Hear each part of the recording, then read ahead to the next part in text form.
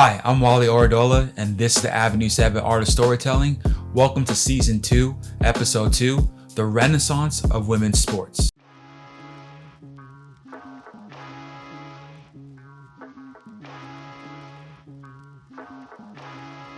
I must say that I've just completed the greatest thrill of my life, and that was going over to England and Scotland and win the British Amateur Championship. It has never been won by an American woman, and I'm the first one. I certainly had a great thrill playing. Brilliant. Nice.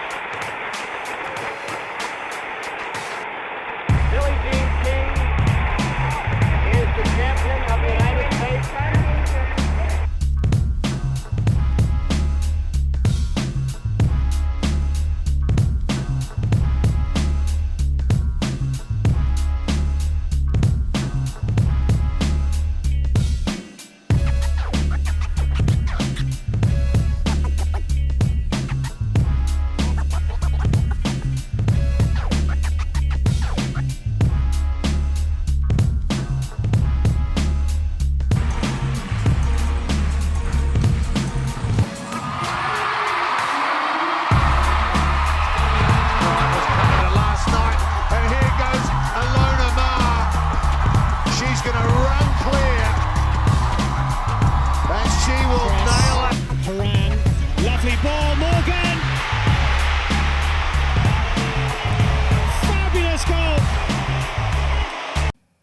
It started as a revolution.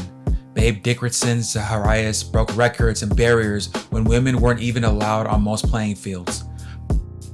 Billie Jean King didn't just win tennis matches, she fought for equality with every serve. Flojo turned tracks into runways and made speed look like poetry.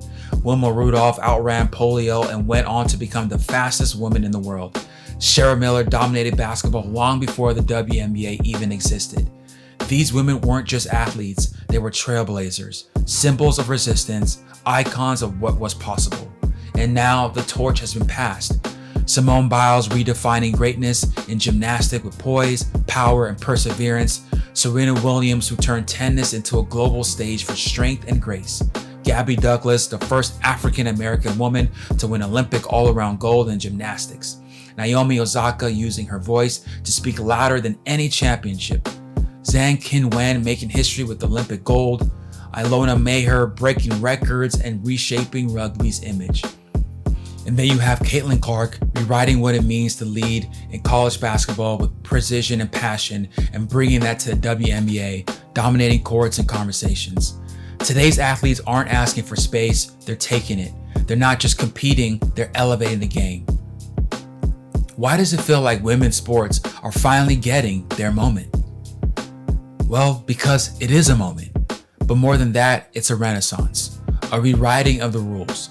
This episode is about how women's sports evolved from underfunded side acts to billion-dollar narratives that are commanding global attention, captivating audiences, and reshaping the future of the industry. Asia Wilson's on top, top, top. Can't take her spot, spot, spot. She's a real one, through. Always does what she'll do. Oh my goodness, this is a great feeling. She won MVP, P, 1, 2, and 3. Her game is C. She made history.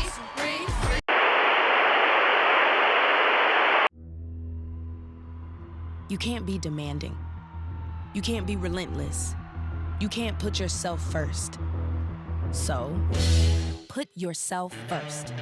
You can't be confident, so be confident. You can't challenge, so challenge. You can't dominate, so dominate. You can't flex, so flex. You can't fill a stadium, so fill that stadium. You can't be emotional, so be emotional. You can't take credit. You can't speak up. You can't be so ambitious. You can't break records. You can't have any fun. You can't make demands. You can't be proud. You can't keep score. You can't stand out. Whatever you do, you can't win.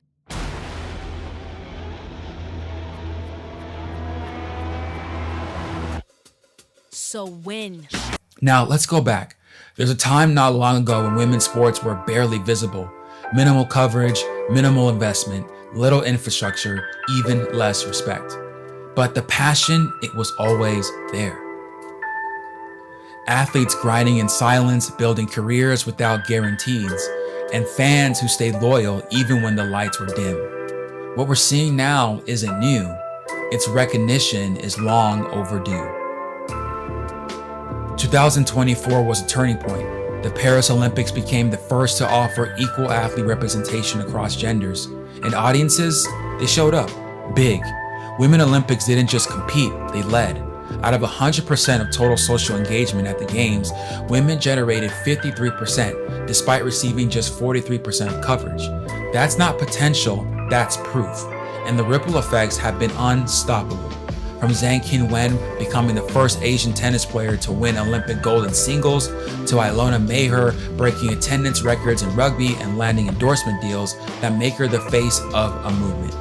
From the WNBA's new broadcast deals and sold-out arenas, to a women's volleyball league raising $160 million in venture capital before even playing its first game. Volleyball is growing so much in popularity. It's the biggest youth girls sport in the country. Over 92,000 fans attended a women's volleyball game. Bigger than any football crowd that's ever filled this century-old stadium.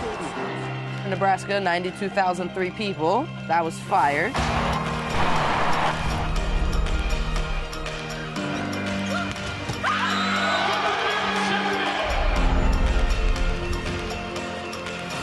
You go overseas, whether that is in Europe, Germany, France, Switzerland, Italy, Turkey. There's really nothing that you can do to stay and play volleyball at a professional level in the States. For our sport, it seems like it's been long overdue. Now, this is happening globally, not just in North America or Europe. Japan, Morocco, Australia, each witnessing rapid growth, packed stadiums, and newfound investment. And why? Because the playbook has changed. It's not just about duplicating men's sports anymore, it's about doing something different. Something unique, something authentic. Women's sports are telling stories on and off the field, and the world is listening. Social media has leveled the field, streaming platforms have bypassed traditional gatekeepers, athletes have become brands, movements, and leaders in real time. Just look at Athlos, an all-women's athletic event that partnered with Tiffany & Company, Vogue, to crown champions and sell out arenas. That's cultural capital, that's narrative equity, and now the money is following. In 2025, the NWSL saw Denver enter the league at a record $110 million expansion fee, more than double the price from just 2 years prior. Now, why? Because this is no longer a cause, it's a smart investment. But that investment must be long-term, not a short-term ROI.